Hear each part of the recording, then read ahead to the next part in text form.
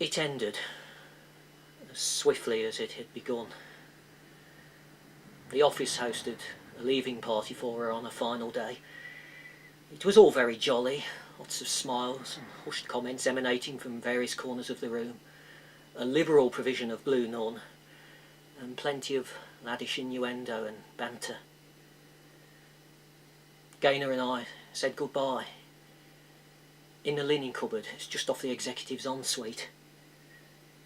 We cavorted amongst the velvet ceremonial robes and adorning regalia. Alan Stevens spotted us emerging somewhat dishevelled, and I recall he looked me straight in the eye and winked. I can only describe it as a knowing wink. So I raised my glass, cheers, and I winked back in a sort of enigmatic or embarrassed fashion. Gaynor posted a resignation letter while she was on honeymoon in Barbados. She was out of my life. Out of my life, but not out of my head. She was in my head all right, every waking moment. It's 3 glorious roller coaster months, immersed in a sea of irreverent lust and intensity. Of course there was tenderness as well. It was this dual quality in her love-making that just made her so utterly addictive.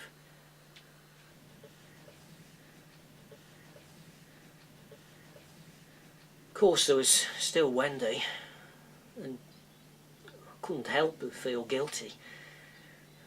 Well, I was guilty, wasn't I? But it was the contrasts. She was so disinterested, passionless, empty. Wendy's pervading notion of sex was a quick fumble of her breasts on special occasions, such as the birthday of a minor royal or a specific bank holiday.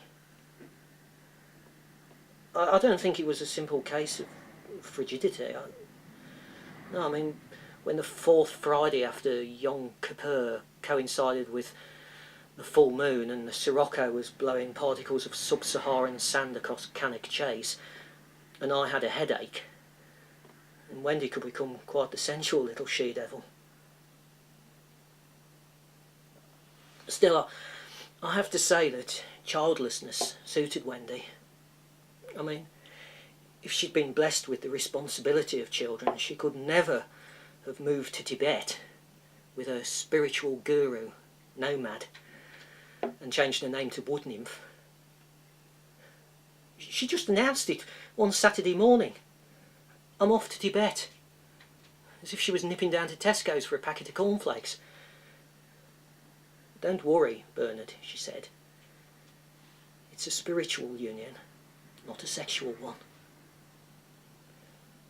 She was trying to protect my feelings, you see, my feelings of inadequacy. Which was nice. It was while I was mulling over the many worthy aspects of a spiritual, non-sexual union that I came home and found her in bed with Nomad. It was February, it was cold and damp, and I'd arrived home early to surprise Wendy with a piping hot, cheesy pizza. Yeah, they were going at it, hammer and tongs, with her on top. Didn't interrupt. Well, things seemed to be running quite smoothly without me, so I quietly closed the door and went back downstairs to the kitchen to rejuvenate my pizza and make a cup of tea. Well, I didn't mind Wendy discovering athletic sex, even though it wasn't with me.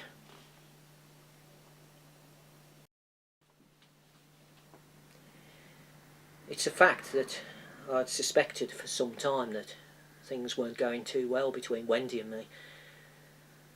and on reflection I'm fairly certain which nail it was that finally sealed the coffin. Wendy had always been exotic in her culinary tastes, and she'd send me down to the Co-op, which at the time was the food hub of Wednesbury where we lived. Inspect and ferret as I might, I could not find the specific item she'd charged me with locating, and on returning home I explained to her that, diligent as my expedition had been, I could not locate the butternut squash she desired, but sincerely hoped that the orange squash I duly offered would, under the circumstances, serve as a suitable alternative. It was then that I realised that a solitary shrug is capable of saying so much more than a whole chapter of eloquent words.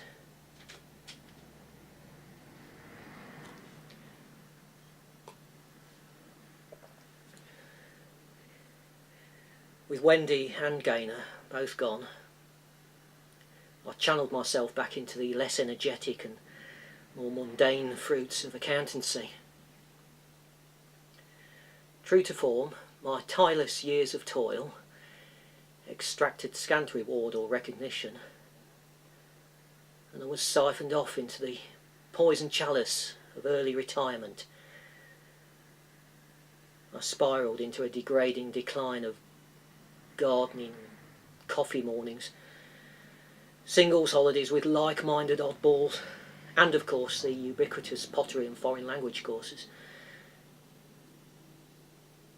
I gave serious and laboured consideration to seeking out one of those mail-order Thai brides. I even got as far as arranging a meeting or two, but each time I lost my nerve.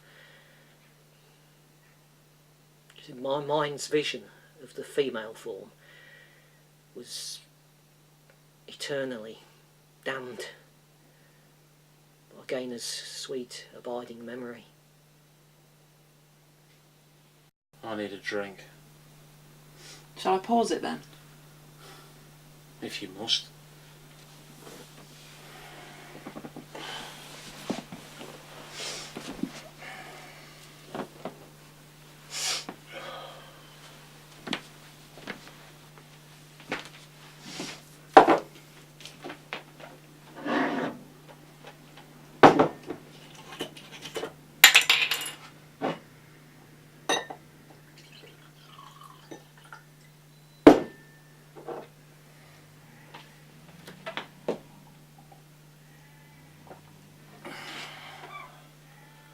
Want one? I'll have a glass of water.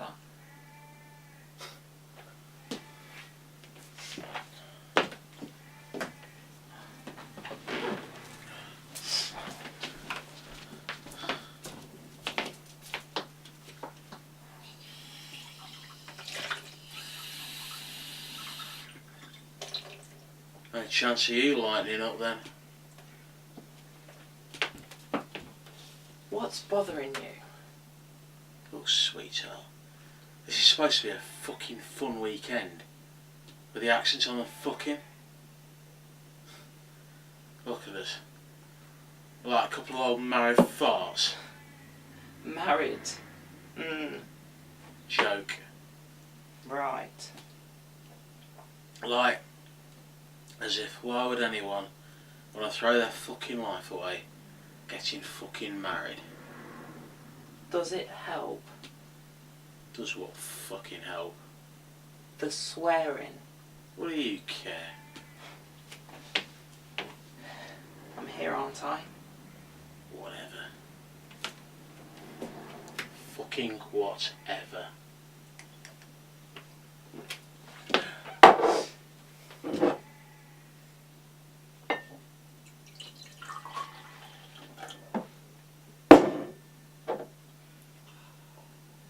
You don't do relationships, do you?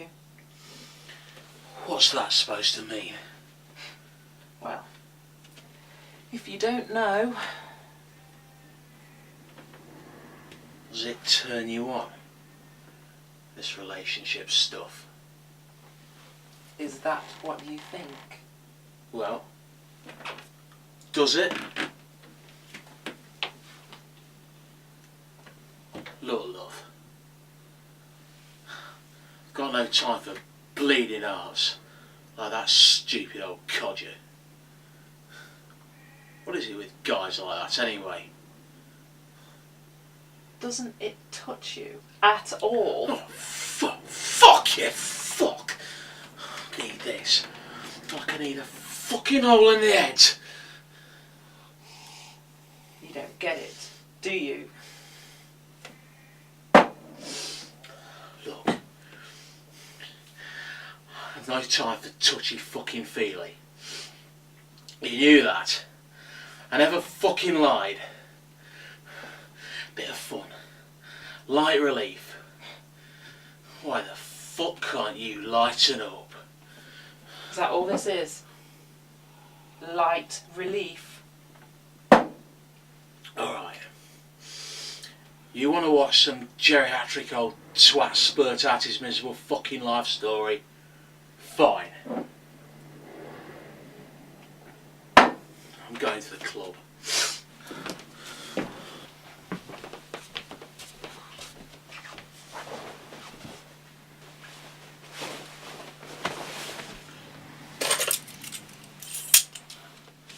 And I'll be late.